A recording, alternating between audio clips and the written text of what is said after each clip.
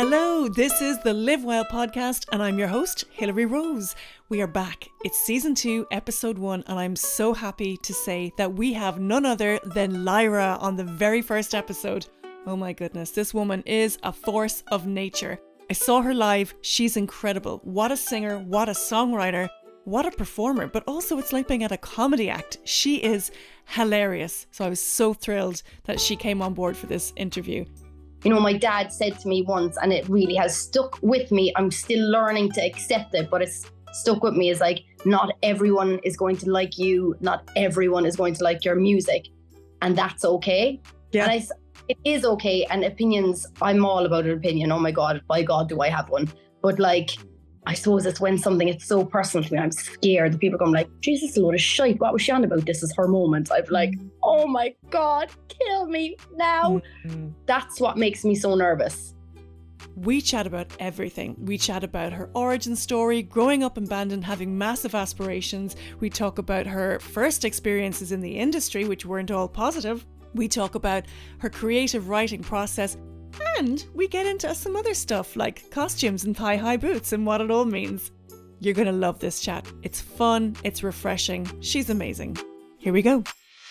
Lyra, oh my goodness. Thank you so much for joining me on the Live Well podcast. We've been trying to do this for quite a while, so I'm so pleased that you're here. And I had to get you on the show, not because you're just another Corkonian like myself, but because you and I did a show together with the two Johnnies. And I'd heard your music beforehand. I thought it was wonderful. I loved it. And then I saw you sing live and I was like, oh my goodness, this woman is the real deal. Thanks so much. When the lads were like that they were having you on, I was like, what the fuck am I? Oh, sorry for scoring. I was like, what am I doing here? I was like, okay, well, this isn't cringe in any shape or form. I was like, just do it, Lyra, just do it. So thanks. I'm delighted you enjoyed it. Because it would have been cringe if you didn't. You're like, what's your one doing? It was amazing. It was amazing. And yeah, I knew from that point, I was like, right, I need to try and get her on the podcast. And you've been so busy. So I really, really, really appreciate it. Oh, girl, if you'd been on the podcast the next morning, I would have. So it's great to actually finally be here. It is. It's brilliant. It's brilliant.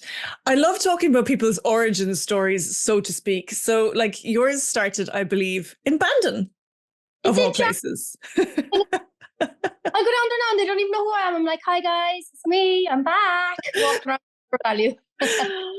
Did you, like when you were, a kid growing up in Bandon, did you have this image of yourself as you are now, or like wanting to be a singer, or when did it all when did you start to have that nudge towards it? I suppose I never kind of thought that I'd be like where I am now, I suppose. I always did know that I wanted to do something that was like creative, something that was singing, something to do with stage, but I didn't know if I'd actually ever go there. I suppose having Graham Norton coming from Bandon, it did give me a little bit of a push, like, no, you can do it. You don't have to be from like the big smoke to make it.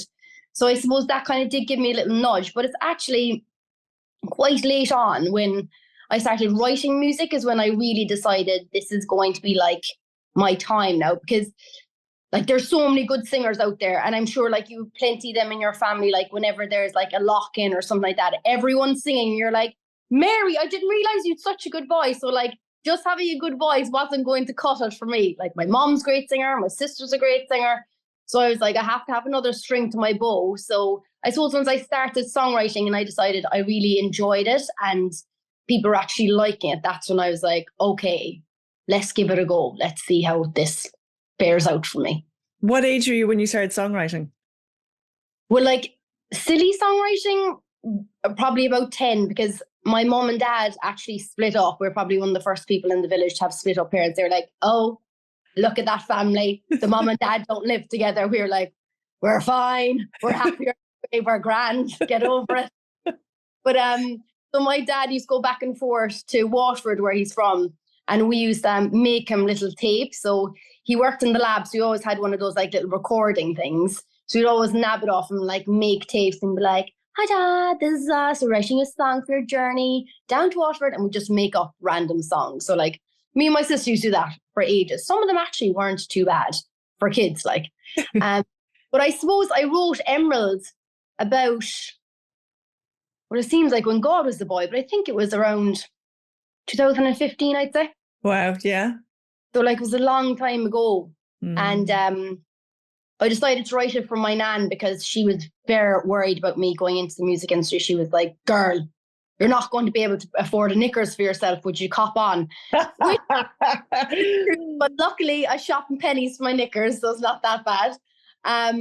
So I kind of was like, I wanted to show her that I wasn't just singing. Like she just saw me as like singing Oh Holy Night of Christmas Eve at Mass. Like that's what I was going to be doing. So I wrote Emerald about her and played it to her. And it was kind of like, that was my turning point. I stuck it up online just to see if anything would happen about it. And I randomly just got loads and loads of people interested. And, you know, don't get me wrong, this isn't one of those stories where like, and then everyone got interested and then I became this. Like this is still in 2016, I think, you know. So it's still from that was that's when the really long and really hard road actually started. And now I'm here, finally. It's when you talk about your nan thinking you're not going to be able to afford knickers. My family used to say, she's all for a coat and no knickers, that one. He did great. Love us. Look at us now. Yeah, because you kind of need that like bit of self-belief. And it's almost like, yeah, it's imposter. Like I massively went through and still go through imposter syndrome in many different ways. But you kind of have that drive. And for some reason, it's not stopping. It won't go away, you know, which is really interesting.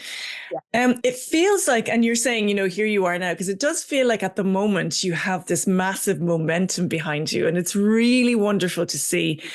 It feels like it's next level stuff and you're totally oozing it out of yourself. You can feel it, you know, in the songs. Like Chess is wonderful. Like it's really gorgeous. I was bopping away to it this morning listening and I was like, oh yeah. Is there any one thing, and I know you kind of touched on it there, that, you know, it's a long, hard road to get to this place. Is there any one thing that you can kind of pinpoint that makes you think that, yeah, this is next level stuff? Like your tour is practically sold out. Your album is going to be out early this year. Is there any one thing you can pinpoint that you feel has got you to the next level? Or is it just a collection of stuff at this stage? I find it really hard to think about things like that because like I'm very much a person like live in the moment kind of thing. And then I just go on to the next. And I never really try and set myself massively high like goals or pinpoints or achievements because like I want to try and enjoy this for as long as I can have it. So I kind of just like wave with it. And like then people say to me, oh my God, I can't believe, like, for example, you done main stage Leslie Pick, and I'm like, oh my God, yeah, I can't believe it. Or yeah. You know, I had a Zoom call with a few guys over in the UK recently, and they were saying, you know, you sold 50,000 tickets. You don't even have an album out. Yeah. You know, that's a really interesting thing. It's not something that you hear of a lot. He's like, you know, you could do a sold out O2 in London with that amount of ticket sales with no album. I just got goosebumps. I was like, are you just saying that so the story sounds better? You know, the story. Yeah. And I was like, no, that like this is the truth. And I suppose that was a real pinch me moment where I kind of said, geez, you need to start like patting yourself on the back a bit more and be like, well done, girl, you're getting there. And I feel like I still haven't really even got like halfway up the iceberg, if I'm completely honest with you. I feel like this album, and I know people say it all the time, but like I feel like this album is really me. It's who I am. It's my sound. You know, I've really taken control. Well, I'm a control freak anyway. But anyway, as I'm sure you are. It's just the creative process. Funny. Or that tattooed on me. Please don't hate me. But oh my God, I really have, you know, for even the tour coming up, I wanted to elevate it so much. So I've taken that massively into my own hands. Got stuff made, designed outfits. Like I feel like this is the year that people will really see who I am. I feel like, you know, maybe I've been a bit, I don't know, shy. Yeah. Do you feel like you've been hiding a little bit?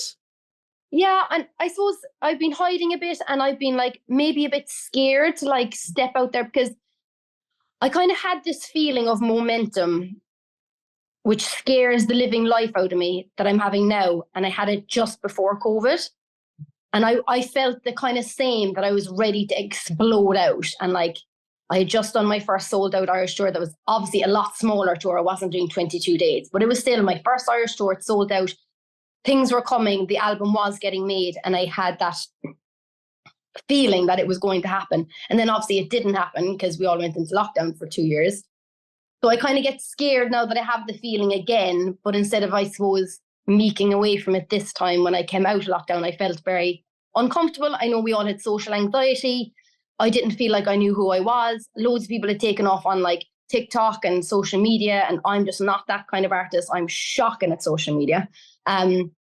So I kind of felt like I was lost a bit when I came out. And now I feel like I have that feeling again. I'm not going to let myself be swallowed up. I'm going for it.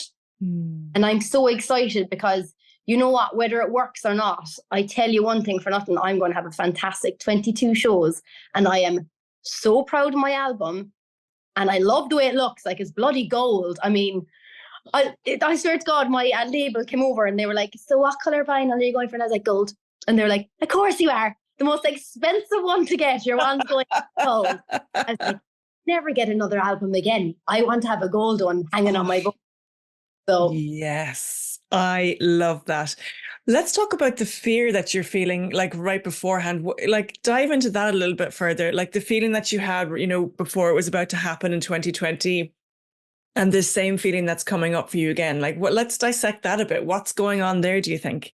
Is it an apprehension that, I don't know, something could go wrong? Or is it an apprehension that something could go massively right and all of a sudden it's just like, boom?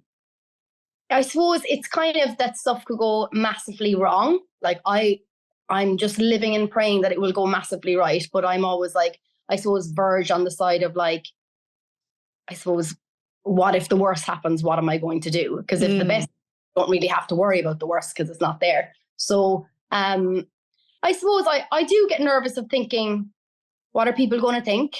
What are people going to say? Are people going to buy my vinyl? Are people going to be like, she's had her moment, it's over for her now? Like, I think about this all the time. I'm always thinking about it. And like, sometimes, like, obviously I get test presses of my vinyl to listen to make sure that everything's in the right order, there's no crackling.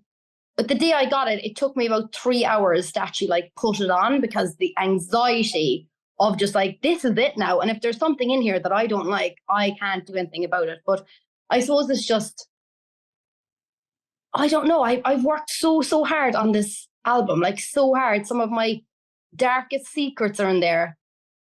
I'm scared about people judging it too hard. And that's something I have to get used to, because, you know, my dad said to me once, and it really has stuck with me. I'm still learning to accept it, but it's stuck with me, is like, not everyone is going to like you. Not everyone is going to like your music. And that's okay. Yeah. And it is okay. And opinions, I'm all about an opinion. Oh my God, by God, do I have one? But like, I suppose it's when something is so personal to me, I'm scared that people come like, Jesus, a load of shite. What was she on about? This is her moment. I'm like, oh my God, kill me now. That's what makes me so nervous. It's a vulnerability when you're pouring so much of yourself into a piece of work and then putting it out there. That's what artistry is, I believe. You know, but it's so hard to do. It's so hard. When you talk about songs and songwriting, and you kind of touched on it there a little bit, like, do you feel like there's a part of you that's gatekeeping? Do you feel there's a part of you that's like, I can't write that. My mother's going to be listening to this or whatever, you know? Does that come up at all for you? I bloody wish there was. I wish there was a little filter there. Like, Lyra, not write that lyric. Do not. Like, I did write a song, and I actually got asked to change one of the lyrics because they were like, you cannot have that in the song. And I was like, please tell me what's the lyric. Come on. Fornicating. The word was fornicating? Yeah. Oh, or the word was fornicating? Or Fornicate. So it was sipping whiskey while we fornicate. And they were like, you can't have the word fornicate on there. They're like, you just can't. And I was like, why? Yeah. It's like, I do it all the time. I would back you up on that one. I think that's like a very sanitized version of what you were doing. You know, like, it's a sanitized term for what you're. Like, there is a few songs coming out on the album that I'm like, when my dad's in the audience, I'm going to be like, oh my God, somebody put a hole in the ground and kill me, that kind of vibe, because he's going to be like cringe.com. Like I went to try on one of my custom outfits the other day, right? And I'm like thrilled with life. There's me thinking, oh my God, look at me, I am serving. I went to show my dad a photo and he's like, I don't need to see that. I don't need to see that. And I was like, Dad, suppose if I'm wearing underwear, like look at it. And he's like, no, I don't need to see that. And I was like, okay, great. So I don't know what Dad's going to do when he comes to the shows or hears the album. I really don't.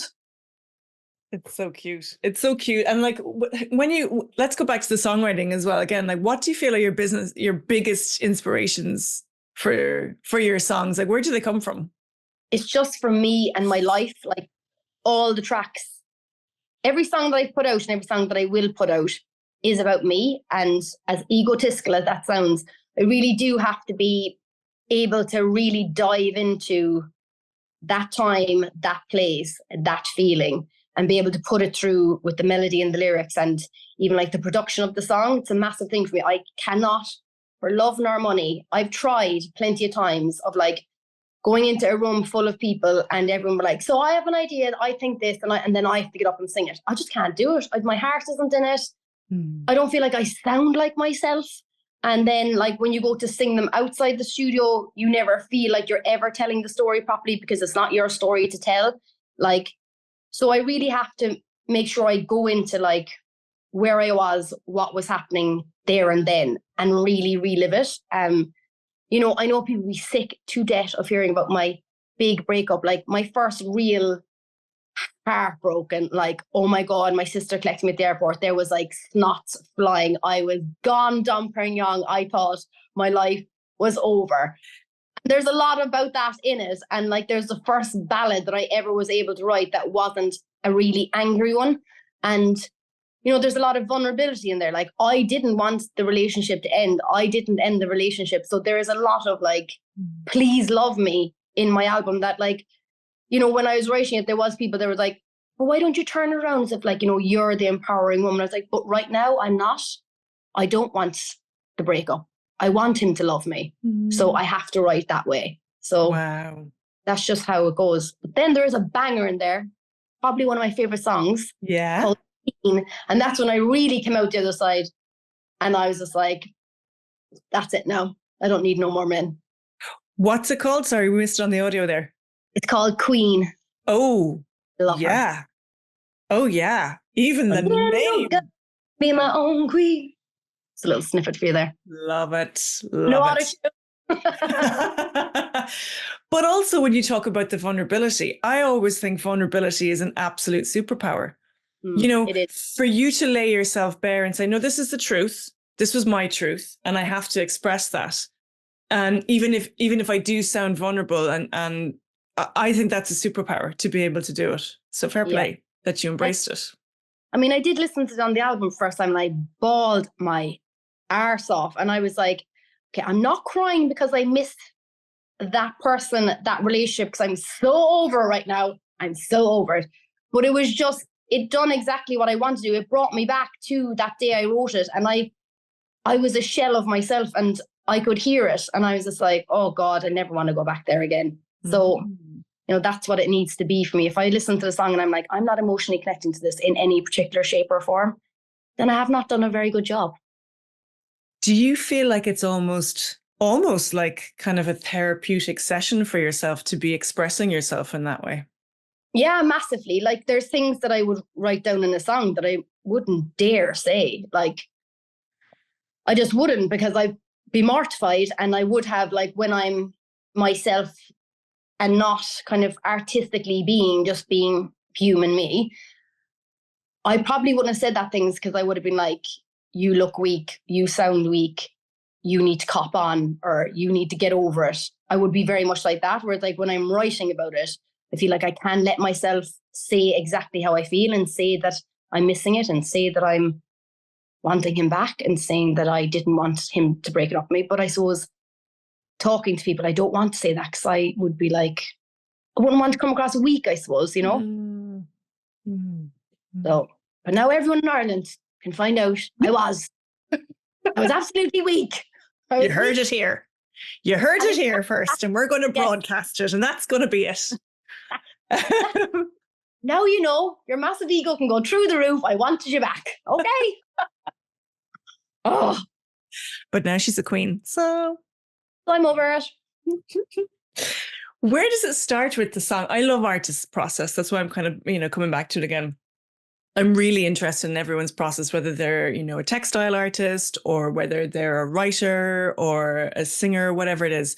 Does it start with a lyric for you? Like, is there a formula that you adhere to? Is it a lyric? Is it a melody? Is it just a feeling? Is it a cut? Like, what way does it start for you? It kind of starts for me with like a mood, I suppose. I have to be in that certain type of mood to write a certain type of song. Like, say, for example, going through that breakup is I couldn't have written a happy, like I couldn't have wrote my song You at that point because, it's like, it's just too happy and I wasn't in that space. So it has to start with a mood for me and I have to be like, you know what, today I'm feeling absolutely gutted, heart-wrenchingly broken. There's a few things that I just need to get out. And that's kind of how it starts. And then that will dictate like the production style of it, the chords I choose to start the song with. Obviously the lyrics in are just, they're probably entries like that I put in my phone in the notes that like I could be flying somewhere, I could just be walking on the street and that I'll just have a feeling and I'm like, I'm just going to write that down. And I might come back to it and be like, Love Me is one of the ballads. And like, I had written a note on my phone because sometimes I like to write things down, I suppose, like most people say, to kind of get it out of your brain. And I had written down like, why doesn't he love me? That was something I kept asking myself, like, why doesn't he love me? Like we'd been on the break. I'd done everything that he had asked me to do. Like, why doesn't he love me? And Love Me really just stood out. And that's the day then that I wrote that song. So for me, it has to start with I have to be in that mood to write that type of song. And like when I wrote a song called Drink Me Up, that's actually the second single, She's So Juicy. But like I was in LA, I was having a great time. I was a single woman. I was loving life. I'd been to the Soho House LA for the first time. I thought I was Kim Kardashian. I didn't know what was happening to me. I was like body experience. And you can almost hear that in the song as well. Because you're like, Lyra, who are you? Like it was, but that only could happen in LA, having that time and going into the studio when I had a great night last night. Let's write about it. So for me, it has to be the mood. It has to start. How long does it take you to write a song? So say like you have that experience, you go into the studio the next day, you're writing, like what, like, is there a length of time that you kind of adhere to for songwriting, or is it just? So there's one song on the album that actually wasn't supposed to be on the album, wasn't even created. I went in to re-record vocals of another track and I literally wrote it in half an hour. Wow. And everyone fell in love with it. And it was like, she has to go on the album. That's it. So sometimes it can happen like that. For the likes of Queen, like I wrote Queen probably in like a day and got it like written, produced. I started at home, probably spent a half a day on it. So I had like the verse, the pre-chorus, the start of the chorus done. Went up the next day, done that in like one day. She was always going to be on the album because she's amazing. But then, for example, like when I went up to re-record it, there was no middle eight. I was just having a little instrumental moment because like in my songs, I never have a vocal rest at all. And I was like, give the people some ear break. But on the way up, then I wrote this middle eight and I was like, this fits perfectly. So it went in that day that we were recording it for the album. I just sang it in and that's it. So some of them can be like a day, but then you add bits onto it, or like Falling. I rewrote that verse like 4 times because I wanted it to be good. So it kind of just depends on the vibe. There's another one in there that started as a ballad and I was listening to it and I was like, this is just boring my bloody head off. I was like, I don't want this to be a ballad anymore. So I had to ring Jonathan Crump and he was like, hi, Jonathan, I need this song to be sped up and I need it to sound a bit more like this. And he was like, okay. And that was relived a year after it was a ballad. So sometimes kind of like, if you know a song's good enough, you'll keep going until it's right. And then some songs just lucky enough just to pour out yet and just be perfect from day one.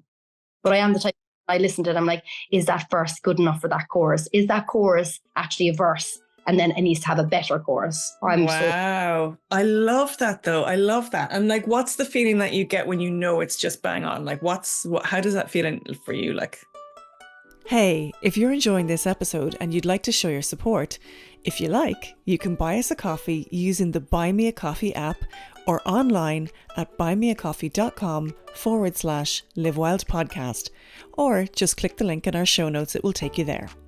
Alternatively, you can also donate crypto to the show using the BitDonate app or at bitdonate.com and search for Live Wild, or just follow the link in the show notes.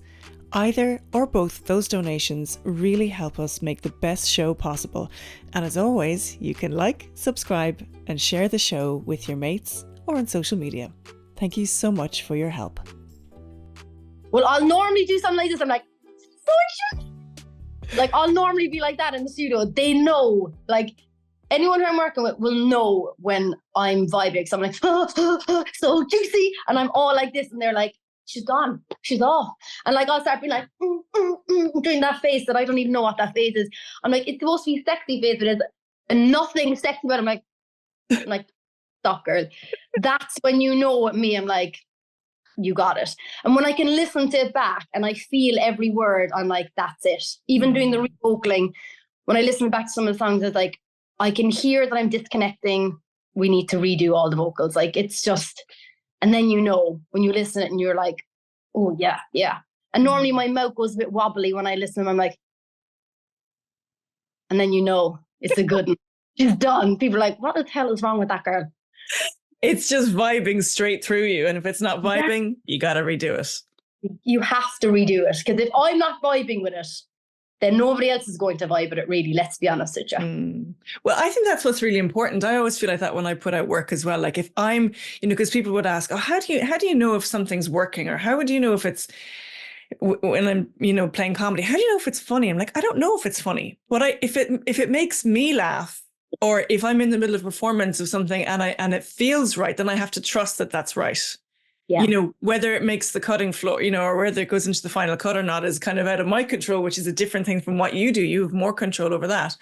But I always have to just trust. No, I like it. I loved that. I think that's funny, or I think that's special or poignant. So I'm going to go with that, Yeah. I mean, I don't know how you stay on set and just not laugh your arse off all day long. Oh, no, I do.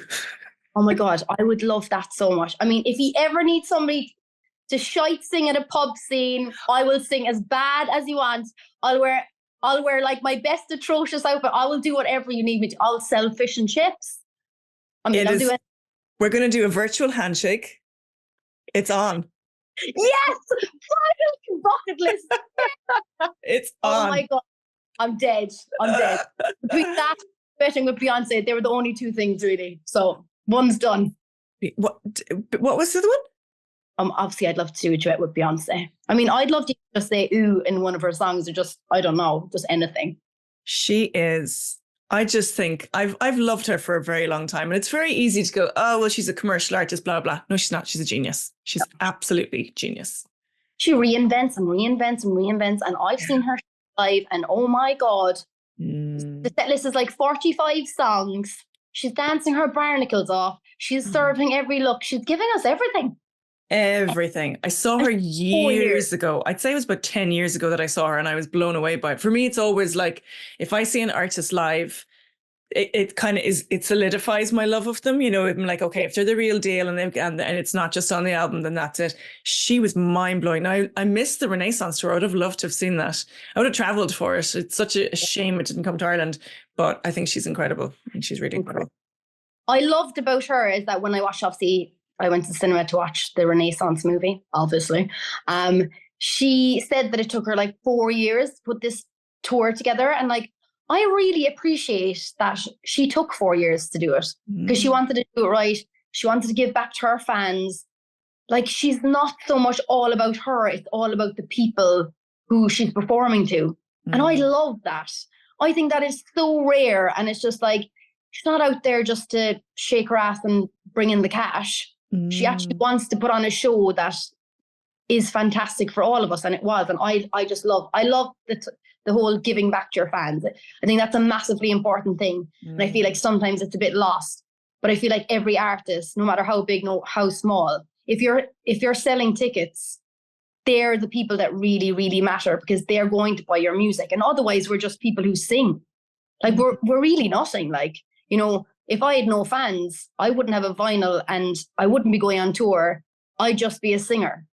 So it switches up. It switches it massively. And I think just realizing that does make me, it kind of gives me a bit more inspiration. It makes me a bit more like, puts the fire up my arse. I'm not just doing it for myself. I'm doing it for those people who have worked their arses off Monday to Friday and have decided to put 30 euros of that towards coming down and spending a Saturday night looking at me on stage. Yeah. That means the world. Like that's pretty cool.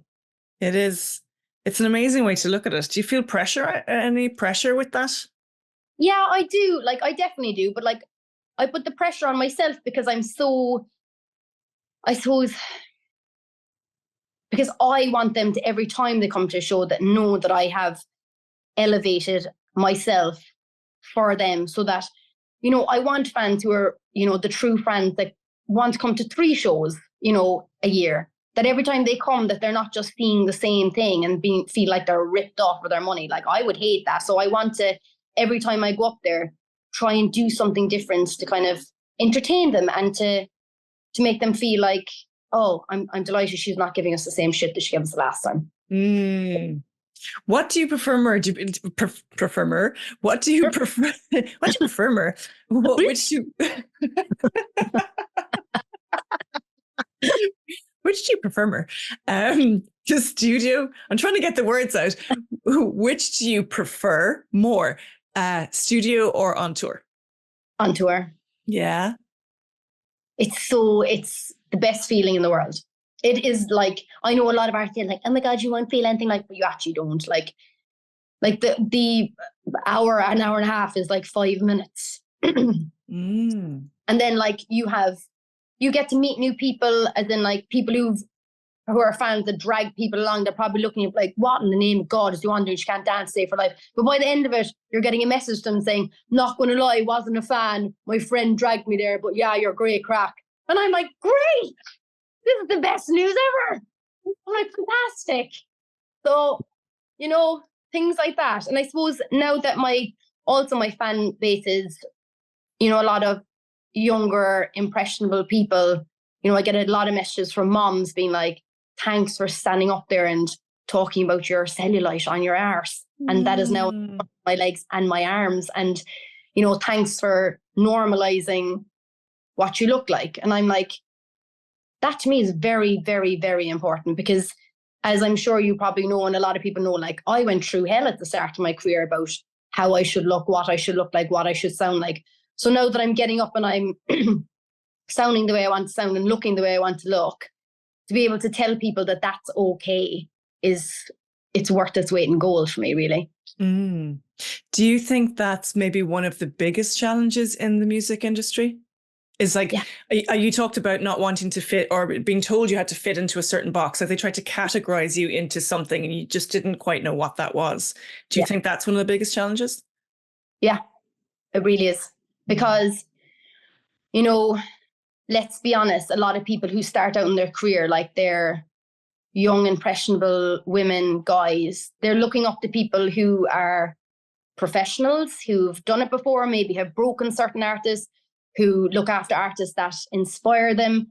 So anything that they say, anything that comes out of their mouth is gospel. Like, it is whatever they say, you do, like, because you want to be on that path. So it is very hard. It's extremely hard, because not a lot of people, including myself, have the strength to stand up for yourself and say, no, that's not me. I'm not doing that. I'm not happy. I'm struggling. You just don't. Like, I didn't for years. So, you know, it is very hard, and it's very hard to realize it until you go so down the rabbit hole that you're like, I need to either get out of this hole or I'm going to be buried.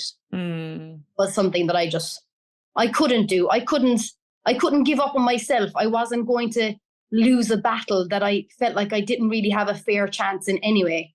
I was like, I either dig down deeper and get myself out another way.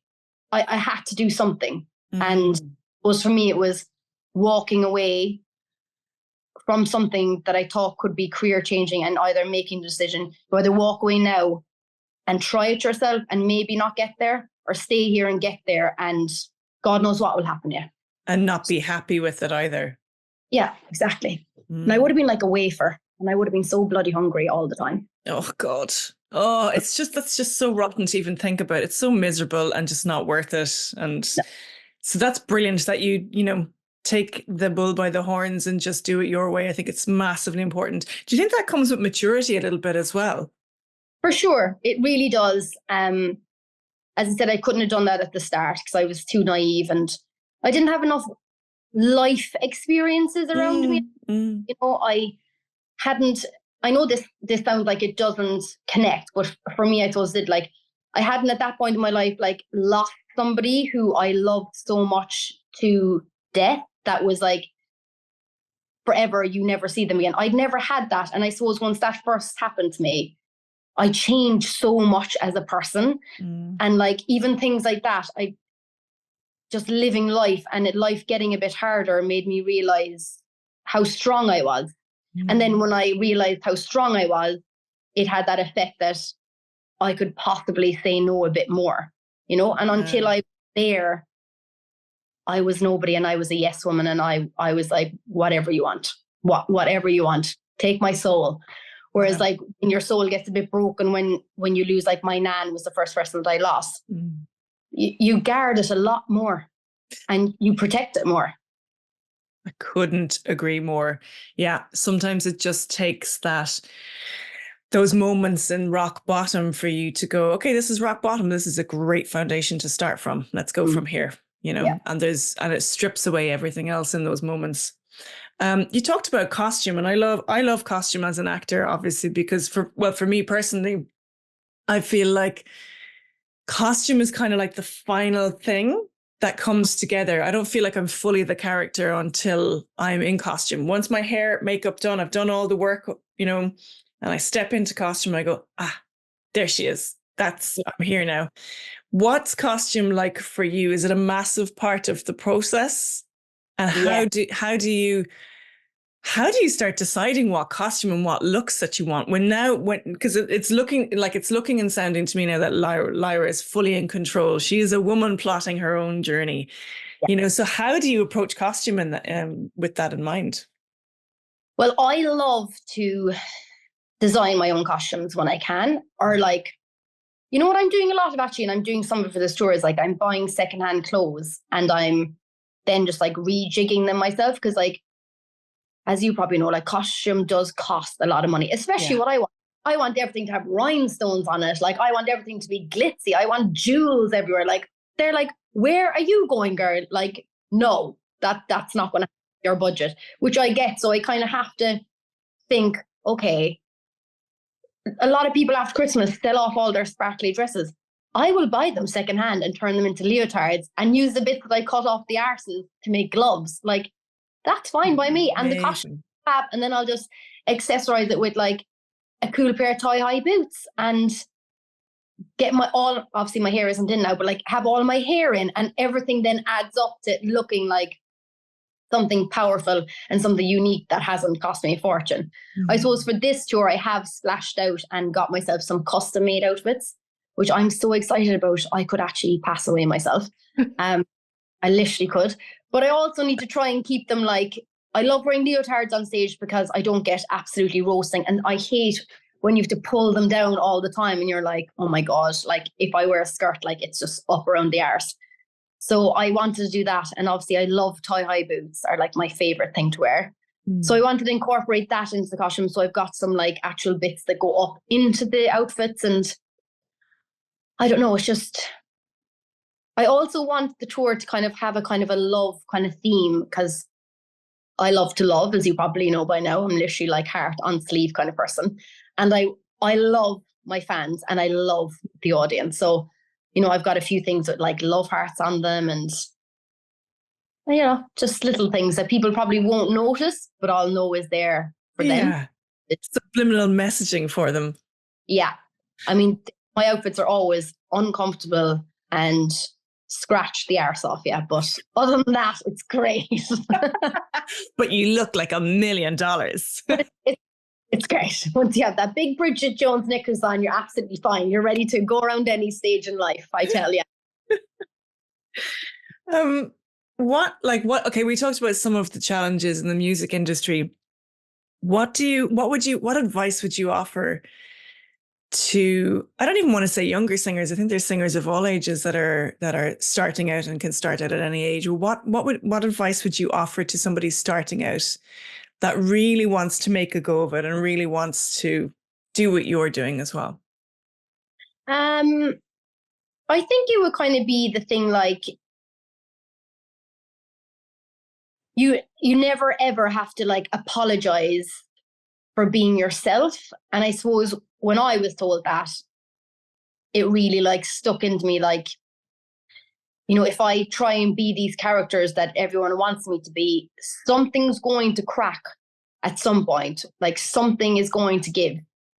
And it won't give me the longevity I want. Whereas like, if I be myself, then if it doesn't happen, I've no one else to blame. And I don't have to feel bad about it. And I don't have to be, oh, I wasn't good enough, blah, blah, because I am good enough. It just didn't happen. Whereas I feel like if I'd done it in a way that I was being pushed into like looking and sounding a different way and it didn't happen, the only person I would blame there is myself because I let that happen. So I was like, I just have to, I suppose, just be yourself as much as you can, because your true identity is always going to be the thing that makes you unique. It always will. Like trying to be unique by being something else is not being unique, really. It's not. So true. So I think that would be like my main thing. And my other thing would be stay with it. Like it's not an overtime success. I know there's people get picked up nowadays on TikTok and they're like gone viral. That's fine. That's their path. It doesn't happen for all of us. And it mightn't happen for you, but don't give up, because it's the people who give up that don't end up succeeding. They had to notice me at some point because I'm like a bad fart. I'm not going away. I am not going away. I don't want to get out of my thigh-high boots and I don't want to do anything but sing and make music. So they had to listen.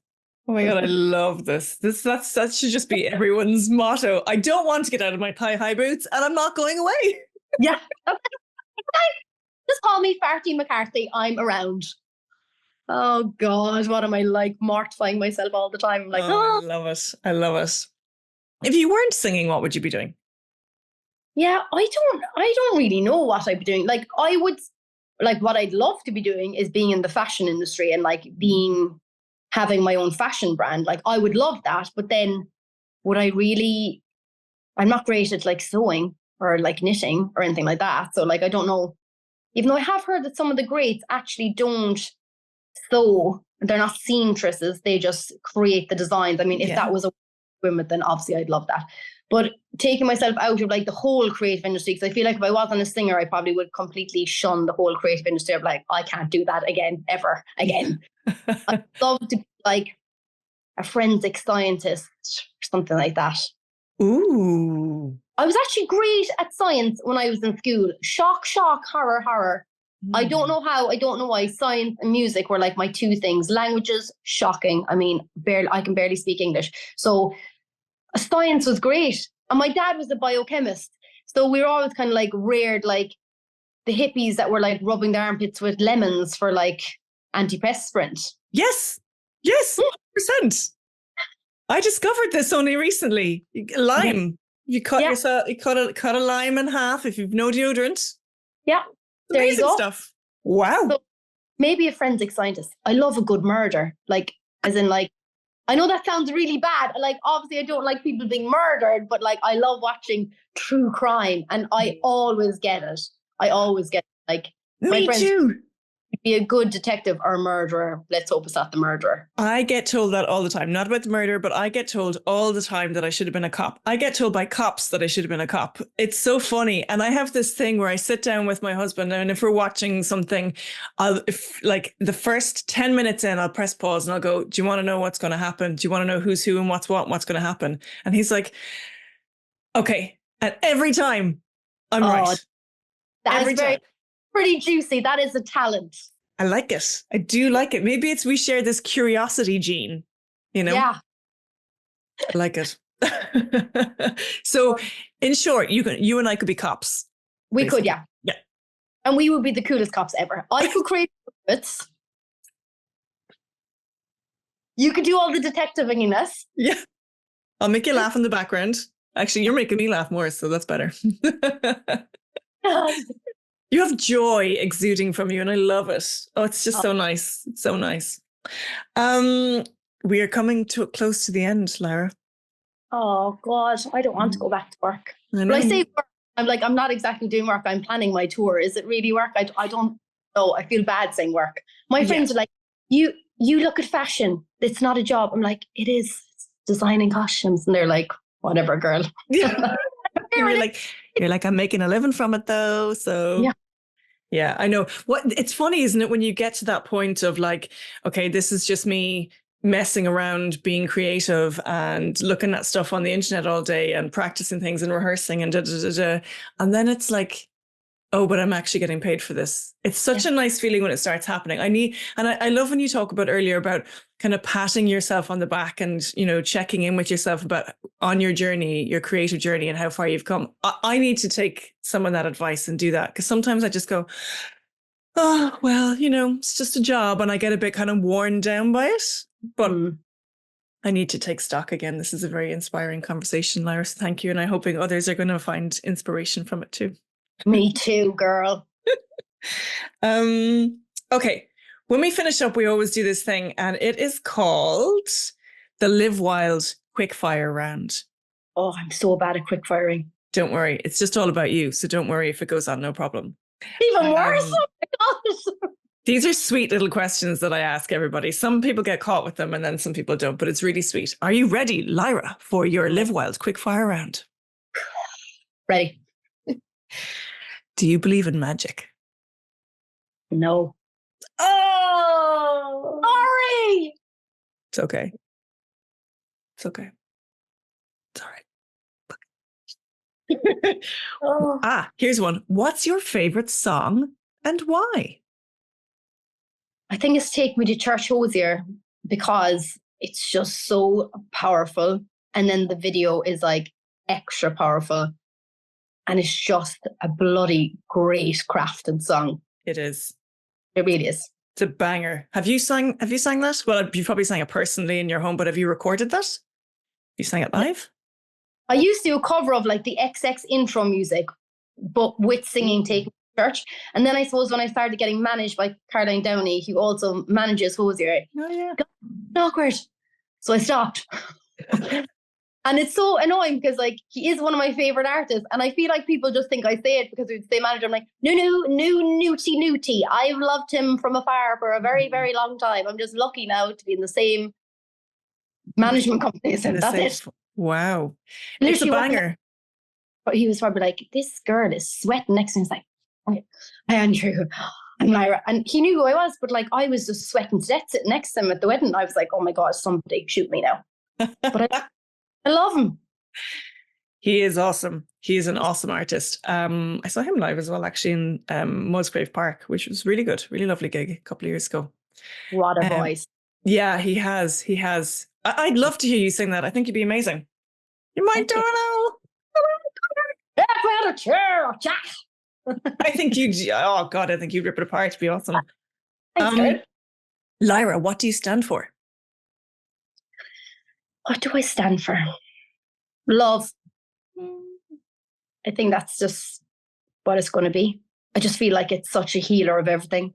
Like I could say that I stand for equality and women's rights, but I genuinely feel like if we just had love, I wouldn't have to stand for any of that because it would rule it all out. So I'd say love. Wow. Hear, hear. If you were to distill yourself down to an essence, what would be your essence? Some form of oud anyway. Some form of leathery PVC sweaty oud, I'd say. I'm not gonna lie. I know I'm in this like pink knitted thing today that looks like my nan, and I'd look all like, oh, probably like a Marc Jacobs Daisy. But no, I'm like a good old dirty Tom Ford oud. That's me. I would be that. I mean, after stage, so I think that's it. Awesome. That could be bottled and sold. Just saying. Yeah. And those who buy it, check yourself. Oh, Des. I'll do What is the wildest thing you've ever done? wildest thing I've ever done. Oh my God, I have so many. It's crazy. Which road will I go down is the question, though. Mm. Wildest, Lyra. What's your wildest moment? Jesus, now I can't think which one is the wildest, that kind of way.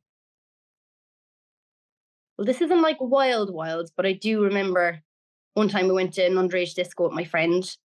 And obviously we thought we were wild because we were downing naggins before we went in. Standard procedure. Don't do it. Don't do it. I do not encourage drinking in any way. So anyway, then we went up to go in and I dropped my money. I had massive fake nails on. I couldn't pick them up. And they're like, she needs to go into the sick room. She's langers a lot. And I was like, I'm not. It's my fake nails. It's my fake nails. Anyway, to try and not go in the sick room, me and my friend went in and we used to do this thing where like we kind of matched. So I was wearing all black leather and she was wearing like all white leather. So we went into the bathroom, langers, swapping clothes. So I came out in hers then. And then she was like, do you actually think we're that stupid? Get into the sick room. And I was like, oh my God. And to this day, we always bring it up as like, what were we thinking at that age? That's one of my wilder times.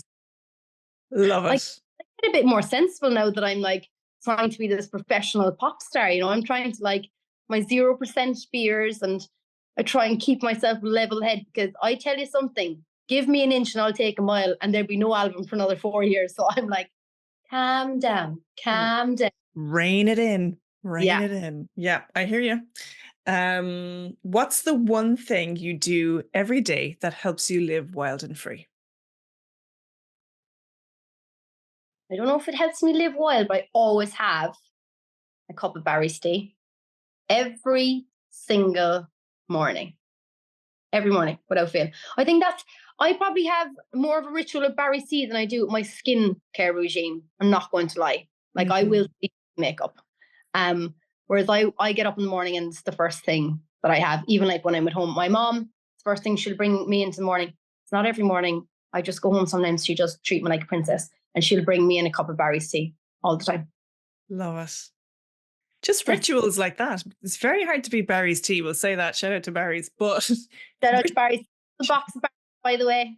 I got my first delivery of Barry's. They're probably like, would she ever stop tagging us? And I'm like, it's just one box of tea. Did they really? Did they really send you tea? Yeah. Like nighttime tea, daytime tea, normal tea, decaf tea. I'm literally like teetotal over here. Teetotal. Okay. Is that what I have to do? Do I have to tag Barry's to get my tea? In bed with Barry. Oh God. I actually put up a box of Barry's and this woman messaged me was like, I prefer to have Barry in bed than my husband any morning. I was like, okay, yes, you go do that. I was like, you are my type of woman. Follow. I was like, I want to be your friend. Come to my show, please. Oh my goodness. On that note, Lyra, thank you so much. It has been so much fun. It's been so illuminating. I think you're wonderful. I think you've broken a little glass ceiling for yourself. And there's another one. And I think that you're going to go, I just think you're going to be massive. And I think you deserve it all. You've worked so hard and it feels very you and you're oozing your you-ness. So thank you. Thank you so much. I don't want to go now. I love chatting. It's great crap. This is fun. We can do it off air as well. Like friends now. That's it. We're done. And I've worked with your sister as well. So yeah. And now I can tell people that we've done the podcast and that we're friends because I am sorry if I was like a little weirdo that night that we were down in the path because I genuinely was like, I can't go over. She's going to be like, why are you staring at me? So I wasn't giving you like evil, like bitch girl stares. I was just genuinely like, how do I go up? How do I go up? My sister, just go and say hi to her. She's lovely. I was like, I can't. So sorry about that if you thought I was a bit. No, I thought you were the cutest. I was blown away by you. And I was just kind of, it's awkward at those events because you're there with, a bunch of professionals and we're all lumped in together, but no one knows each other because there's others there. And it's all great. And then you were chatting. I was like, she is doty. She's just you're so gorgeous. I was like, yeah, awesome. So thank you for coming and talking because I was a bit like, do. Oh, here she comes. Here she comes. No, in my own world, just like, yeah, all right, here we are doing another weird event that we do as performers, you know. Okay. But it was great. I actually really enjoyed that event. It was good fun. Yeah, me too. It was great. Okay, my love. We're friends now. That's it. Yeah. 101. Lyra, thank you. It's been gorgeous. Thank you so much. Thank you for being here. We hope you enjoyed listening as much as we enjoyed making these episodes. Thank you, as always, to our amazing guests. A special thank you to Aoife McNamara, my co-producer extraordinaire from Imagine Media. Please like, share, subscribe, and rate us. It all really helps. And remember, this content is for education and entertainment purposes. In short, it's not gospel. I always say, take what resonates with you and leave the rest. Always question everything and do your own research.